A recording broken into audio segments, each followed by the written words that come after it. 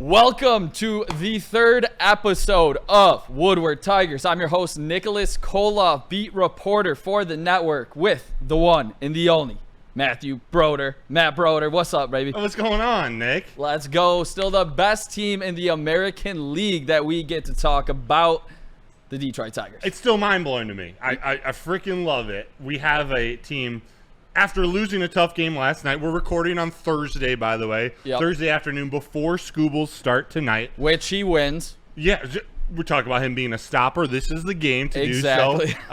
Tough game last night, but they still are the best record in the MLB. I love it. Yeah. I love it. I'm feeling great, and there are so many things to talk about. We do have to hit on a little bit of negative news real quick.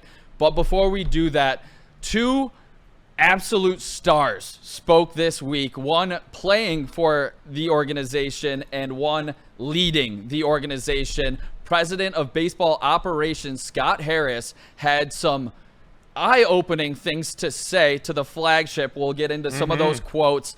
And the best pitcher in baseball spoke on Pardon My Take, one of the biggest sports podcasts out there, with also some eye-opening quotes from Tarek Skubal. So a lot of big numbers being thrown around. Massive many numbers. Commas, lots of zeros. Yeah, it's not going to be pretty writing the check one day if Chris ultimately decides to do so. But before we dive into all of the fun quotes that we have that I can't wait to respond to and, give our takes, make sure you guys like the video down below.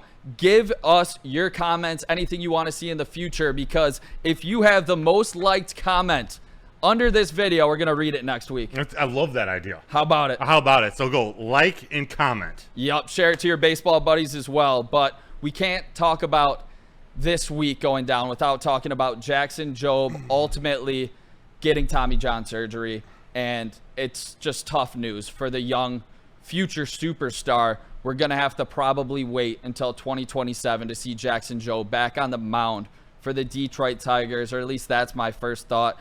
And this sucks for a guy that hasn't been able to stay healthy throughout his whole entire career to ultimately get shut down in his first season. I'm trying to find a silver lining, but it's pretty hard right now. Broder, what was your first reaction to hearing the news about the young top prospect in the Detroit Tigers organization before the season even started, and the top pitching prospect in all of baseball? Yeah, my first reaction from a fan perspective is we may have seen the last time we get to see Jackson Jobe and Tarek Skubal in a Tigers uniform pitching in the same rotation. That hurts just because it's so fun to watch. Like, I love watching this kid. Yeah. It's not the end of his career. It's not the end of the world. Tommy John surgery is not a death sentence anymore. But we just get to miss out on watching this kid pitch for the next 2 years. Some speculate, he might be able to pitch at the end of next season. It's a 12 to 18-month injury, and because he's 22, going to be 23 years old, I don't expect to see him until spring training 2027. I agree with you completely. I don't think this is a guy this organization is willing to rush back as well. I said it in the... they shouldn't. They shouldn't. Yeah, absolutely not. You don't mess around with an arm like this, and obviously they didn't plan on it when they were limiting his innings, dealing with these injuries throughout his minor league career. Throughout 4 years, he only pitched 286 innings since he's been in this organization. Comes out to 71 innings per year. And that's what you kind of have to deal with when you take a top prospect that is a pitcher, number 3 overall in the draft, as Al Avila did, and it's going to be said all around, so you might as well hear about it here hear about it here first. Marcelo Mayer went 4th, playing infield for the Boston Red Sox, had 2 home runs last night. Colton Cowser had a good game against the Tigers, went 5th in that draft, and Jordan Lauer went 6th, shortstop in the Arizona Diamondbacks organization. All 3 of those guys are going to have great futures. Yeah, death, taxes, and a starting pitcher who throws 100 miles per hour having Tommy John surgery. Exactly. It's part of the process. If there's any, what's that phrase? Silver lining? If there ever silver lining, I was thinking Silver Linings playbook. It's that it happened early in his career. We're not getting into prime Jackson Jobe, chasing a Cy Young award and having a season cut short in a couple years. It's early. The bummer is that this team is on a World Series run, And you would love to see him either as that number 3 starter in the playoffs or an arm coming out of the bullpen throwing 100. So it's a bummer. It's not the end of the world. Medical technology and the Tommy John surgery specifically has advanced so much in recent years, in recent decades actually, that he will come back from this. It's just a bummer. It's 12 to 18 months. I agree. And how about this real quick? A little trivia. The name of the doctor who first did Tommy John surgery on Tommy John, what's now called Tommy John surgery. His name's Dr. Frank Jobe. Oh, wow. No relation to Jackson Jobe, but when I was doing my research, you can only get that here, folks. Crazy, right? Crazy. That's an amazing poll. Yeah, I have full faith that Jackson Jobe will bounce back from this. We know the kind of player and the kind of person he is, and he comes from a lineage of a professional athlete, golfer. You know he's dedicated, down to the craft, down to work. Jackson Jobe's going to be just fine. Hopefully, in 2027, he comes back to a bunch of players that have a World Series under their belt. Yeah, that's the goal. And Jackson Jobe will still be a part of the Tigers' future. Just a bummer. And the guy building that future right now and the future is Scott Harris, the president of baseball operations, who spoke on Casa and Jansen on the flagship. And the biggest quote that stuck out to me, there was many of them, but Mr. Build the Farm himself said, there are no untouchables when it comes to their prospects philosophically. Key word, philosophically. Yeah. And now let me just throw a little added comment in there. Max Clark is not going anywhere. Yeah, unless you're getting Ronald Acuna Jr. or something like that. That's why he says that. Right. That's why he says philosophically, because if one of these teams, a Corbin Carroll, which is not going to happen, goes up for grabs and he's a superstar and he's under the age of 27, I think they would ultimately take a look in the mirror and say, would it be Clark, McGonigal? That's what the philosophically comes from. I don't believe they're trading any of these top prospects, but it's all of those other prospects that we can talk about that this team, I believe, will ultimately move to make some upgrades this season. But to hear him actually say there are no untouchables, it was kind of eye-opening to me. Yeah, you almost didn't expect it out of some guy like Scott Harris, who's been a little, not quiet, but he hasn't really shown all of his cards, or at least spoken like that about the prospects and the organization that he's built. And I love that you introduced him by his actual title, President of Baseball Operations, because many people think he's the general manager, and he's the general manager only. But Scott Harris is responsible for rebuilding, retooling, and reshaping this entire organization from single A up to the major leagues. So it's put in time. He's taken a lot of slack, even over the last 12 months from Tigers fans, but he's done things to put them not only in this position to chase a World Series this year with homegrown talent and a few additions that he's plucked from other teams, but by drafting and developing the players that were already in the system. So you like to think that no one is untouchable, and I do think he actually believes that, because he's confident in himself.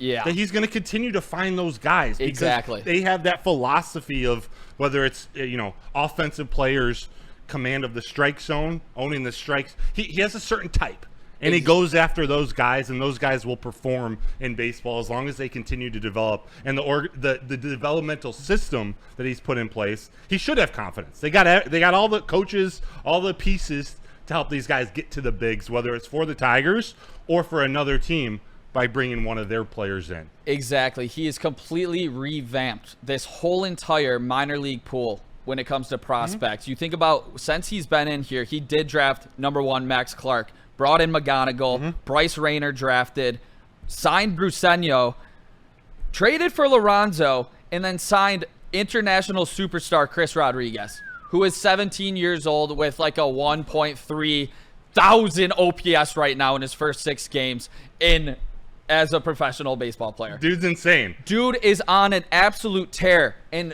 his ability to do this is exactly, I'm so glad that you mentioned it, his confidence in himself. To be able to acquire talent via the draft, international prospects, via trades, makes me so confident moving forward that the number 1 team in the American League is going to make some upgrades. And I wholeheartedly believe that. He said we're going to take a deep, hard look in the mirror, see what we need to strengthen. and from our weaknesses, and I believe they're ultimately going to do so.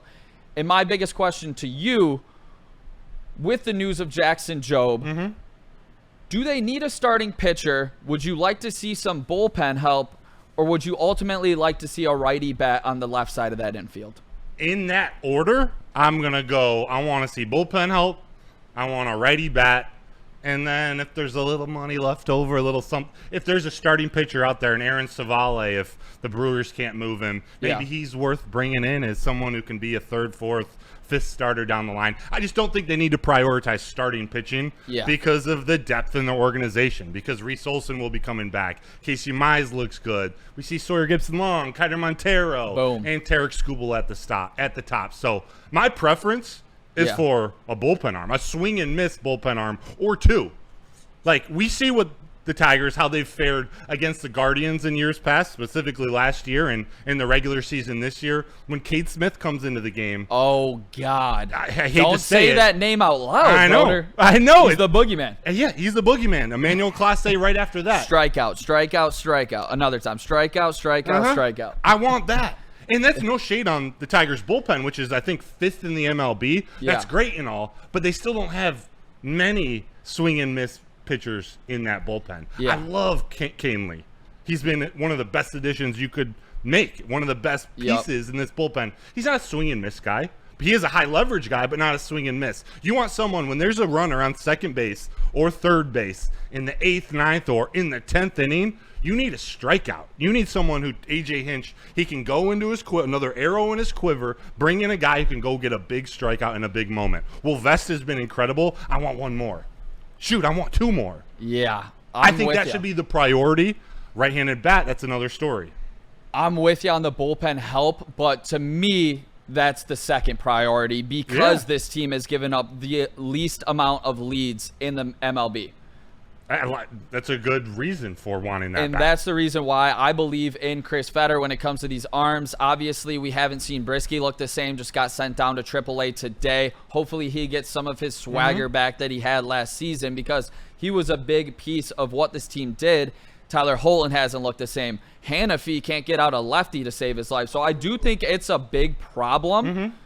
But I ultimately think when you said some of those names that we're going up against in a playoff series, if it is Smith or if it is Clase, I believe if you get a guy on base, you're going to have a guy to ultimately hit him in with a big fly. And none better to do it right now than if you brought him in. Former Detroit Tiger, third baseman, Eugenio Suarez. It's a name floating around Detroit right now, and I think he'd be a perfect fit as a right-handed third baseman for this team to add the punch that they need in the playoffs to completely flip a game with one swing of a bat, to add to a Torkelson, to add to Riley Green, Kerry Carpenter. I think Eugenio Suarez would be perfect. And the Detroit Tigers traded him back in 2014 along with Jonathan Crawford in exchange for Alfredo Simon, who ultimately had a 5.05 ERA in 2015 with the Tigers in 187 innings with 117 Ks.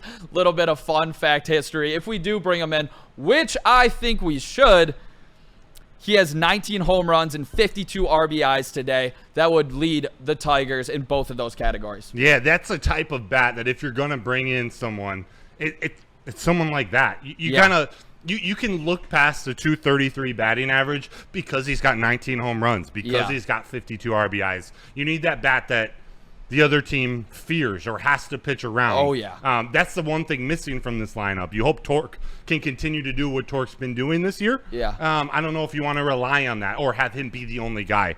I like Eugenio Suarez as an option.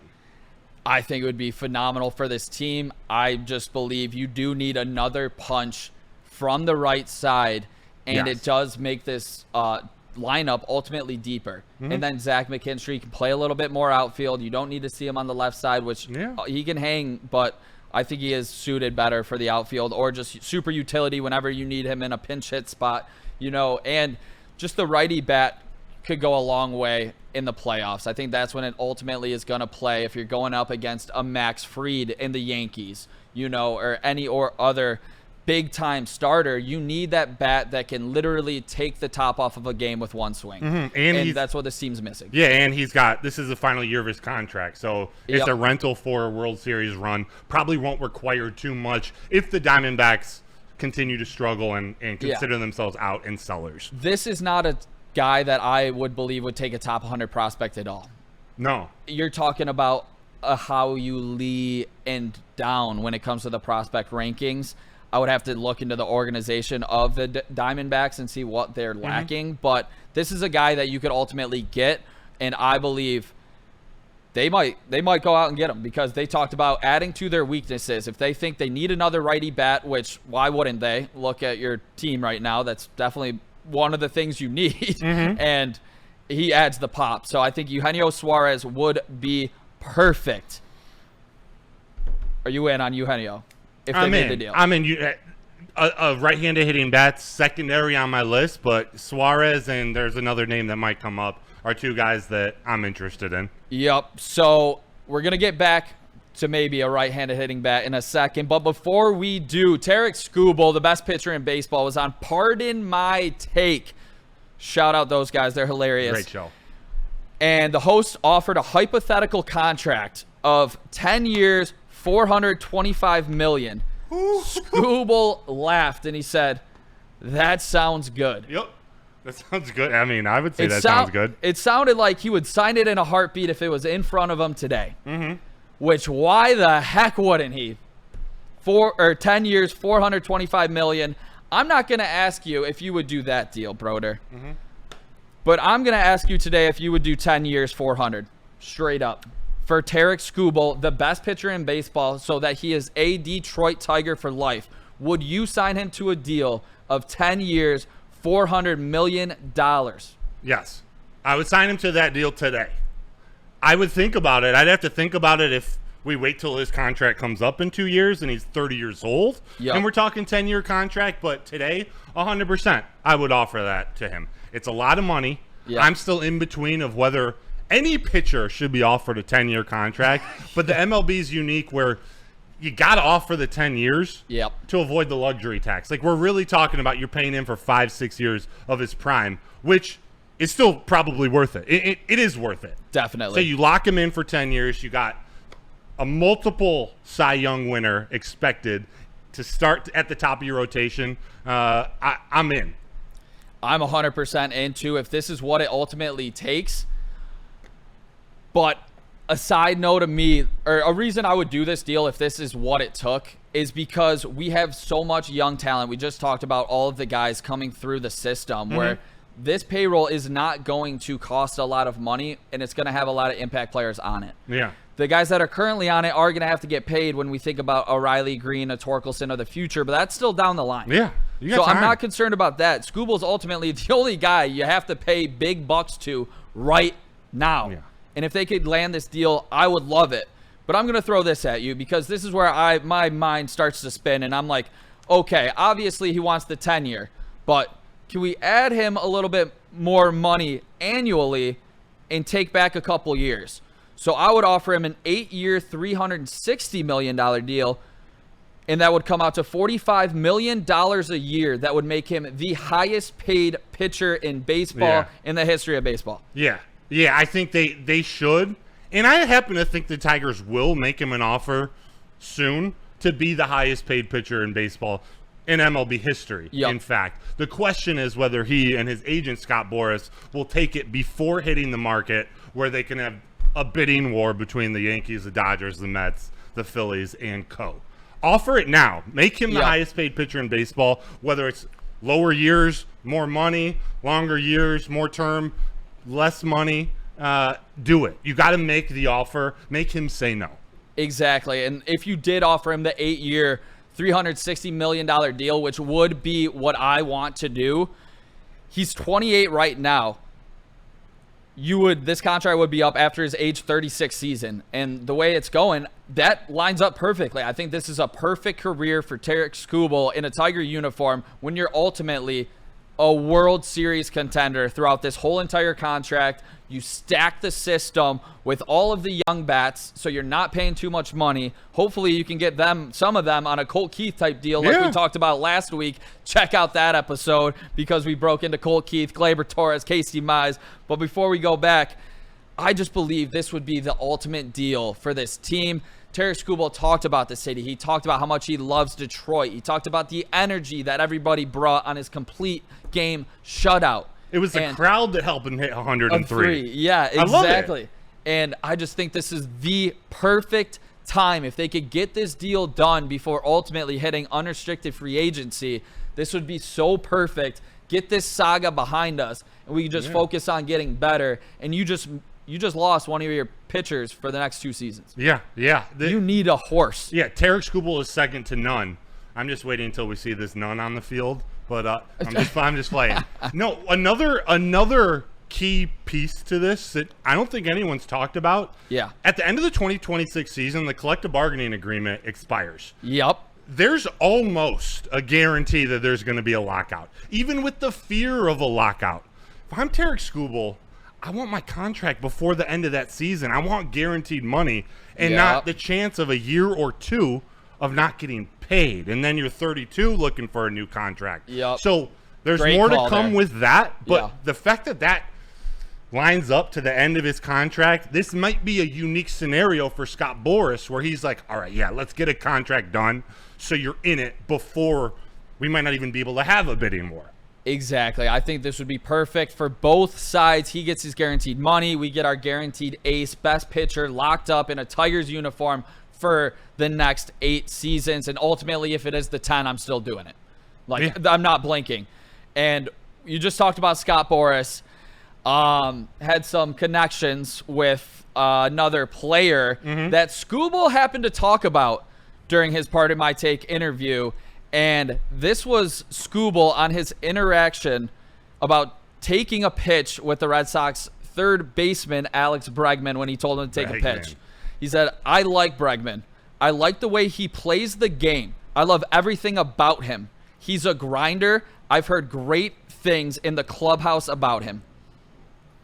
Tarek Skubal on Alex Bregman and, shall I say, future Detroit Tiger, possibly Alex Bregman. I got to ask you, the Boston Red Sox need to absolutely take a dive in the standings, not be buyers. They need to be sellers.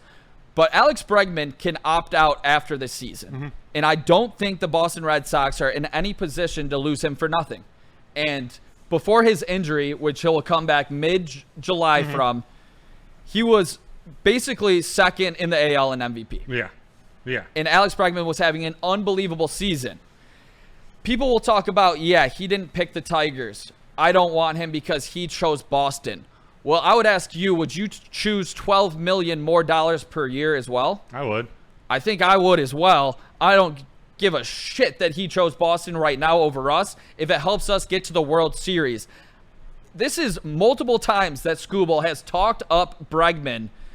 Is this a Scott Boras thing, or do you think Skubal is playing the game of possibly talking up his future teammate in Alex Bregman? Do you think this is a possibility, or is this me with a tinfoil hat on talking conspiracy theories about how I want to get a 2-time World Series champion, 2-time or multiple-time All-Star, 300 hitter, 938 OPS, Gold Glove third baseman on this team? Yeah, I think it's both, and Skubal just being a fan of other good baseball players and just liking the type of baseball player that Bregman is. I think it's all of that. I think it's politicking. I think there is a chance they look at bringing him in. I don't think the Boston Red Sox are going to get rid of him, but if they do take that nosedive, he would be the perfect fit here in Detroit. Boom. And it's not even the statistics that also make him a perfect fit. It's already won a World Series, multiple-time All-Star. Yeah. He would immediately come in and not only be your best defender in the infield, your best defensive third baseman on the roster, but he'd be your best offensive player on day one.